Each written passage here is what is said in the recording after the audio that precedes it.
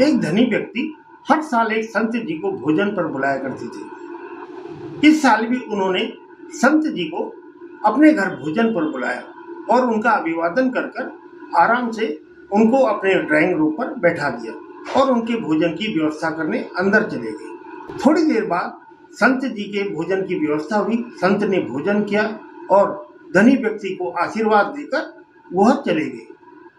उसके कुछ देर बाद धनी व्यक्ति का बेटा आया और उसने कहा कि यहाँ कौन आया था?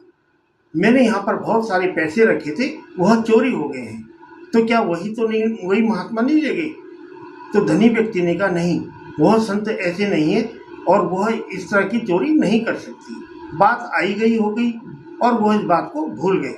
अगले वर्ष फिर संत को बुलावा भेजा गया और संत भोजन के लिए आए और वह व्यक्ति भोजन की व्यवस्था करने के लिए अंदर चला गया।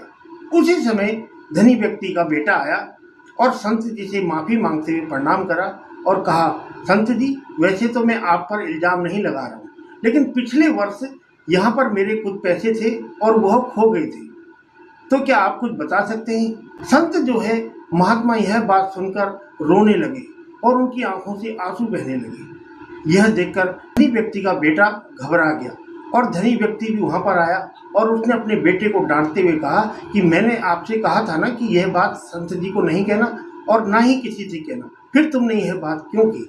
देखो संत जी को दुख हुआ है। तो संत ने कहा नहीं, इसने मेरे पे इल्ज़ाम लगाया है, मैं इसलिए नहीं रो रहा हूँ।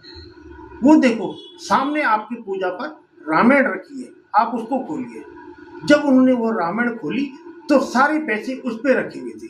तो संत ने बताया कि जब मैं यहाँ पर आया था तो आपके पैसे हवा में उड़ रहे थे, कुछ गिर रहे थे, तो मैंने इन सबको संभाल कर रामायण के अंदर रख दिया था ताकि आप सुबह या शाम को जब भी रामायण पढ़ो तो इसको खोलोगे तो आपको रुपए दिख जाएंगे।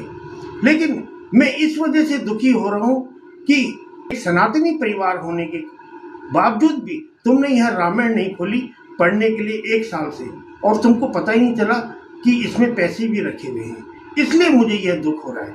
आज प्रत्येक व्यक्ति की यही दशा हो गई है कि हम मानने वाले तो सब हो गए हैं लेकिन निभाने वाले नहीं हैं।